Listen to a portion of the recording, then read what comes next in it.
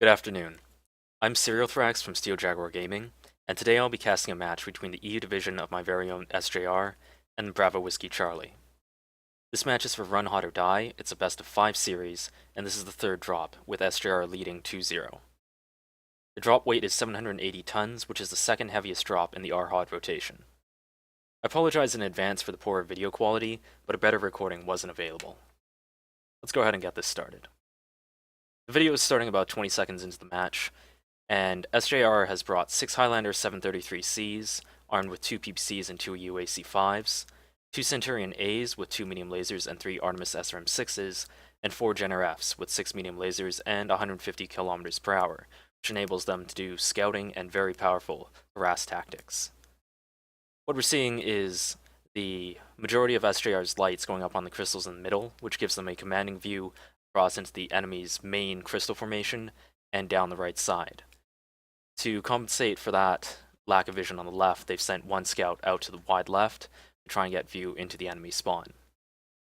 SJR has balled up their main assault group and is moving out to the left, trying to probe out the enemy position and see if they can catch something isolated.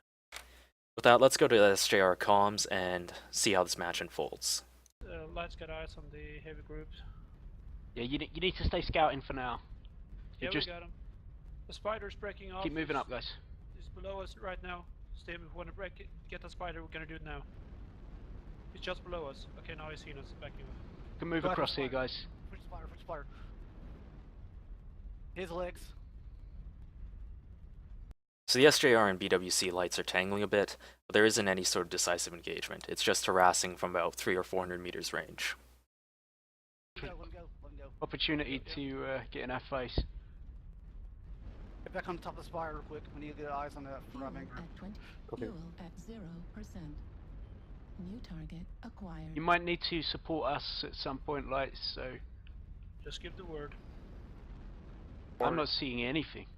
Yeah, on word. Something was jump jetting in D6. Got Charlie. They are all lined up in D5, D6. Okay, get some cover, guys. Gonna drop a. SJR has found the main Bravo Whiskey Charlie force, and they're doing it from a very good position. They've got this ridge here to give them a bit of deflate, allowing them to jump over it and get shots in relative safety. And it gives them a good spread, which allows them to have more guns on target, whereas the BWC guys are in a bit of a choke, unable to get all the guns at once. However, the BWC Spider comes behind and manages to turn some of the force and distract the SJR assaults, and the rest of the lights come in. At this point, it's very hectic on the SJR comms, and they lose track of the main group for a moment. If you look at the minimap, you can see how many of the SJR guys are pointed away trying to deal with the lights, and that leaves them a bit unprepared for this heavy push that comes out of BWC.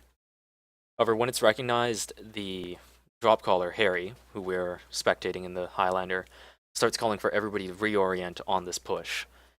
Although they've lost the initiative, they do manage to establish up a very good firing line, which you can see here, and that puts a lot of pressure on the guys coming out, trying to get out of that choke and into a spot where they can put all their guns on target. So BWC does get the first kill there with that initiative, that aggressive advantage they have. But SJR, if you look at the minimap, is managing to spread out and absorb the push instead of standing still and getting run right over by it. They're spreading out to the flanks with their Highlanders, which gives them a bit of encirclement, while at the same time the Centurions are coming into the middle and tearing into these not as well equipped sniper cataphracts, which aren't as durable in the brawl. So basically this has turned into a very, very chaotic fight, but the positioning and loadouts are going in favor of SJR. SJR has managed to drop 3 of BWC's heavies and assaults, now 4, and only lost 3 in return, and one of those dead is a light from the engagement that was going on over in the side. That engagement has now come and merged, and it's just one whole mad cluster of a brawl. The score is now 6-3 in favor of SJR, and the rest of the BWC heavies are dropping very fast.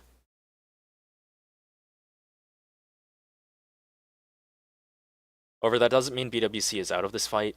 Most of the mechs on SJR's side are heavily damaged, In fact, if you look at FX Highlander here, it's down to 39%, and the lights that are left alive are doing a very good job of mopping that up. However, the game wraps up 12-5, and SJR comes out on top, taking the series 3-0. If we look at the scoreboard, on BWC's side, their Jenners and one Spider have 4 out of the 5 kills. That's what I was referring to earlier with the damage mechs on SJR's side. Those would be trying to retreat, shield themselves, but the speed of these lights allows them to get in on those back lines and just finish off those critically damaged mechs. There is a fairly even spread of damage from BWC's heavies and assaults, which means that overall everybody was doing their job. Or the thing was that the assaults on SJR's side managed to split up, and the Centurions managed to bog down the push. You can pretty much see by the damage done from the Highlanders which guys died first, with Harry's Highlander going down very quickly, and then Anthano's effects and Doyle's coming next. However, these Highlanders are capable of putting out tremendous amounts of damage if left unmolested, and Ellen, Frost, and the rest did enough damage to tip that fight. Games to both sides, and I'll have more casts coming up soon.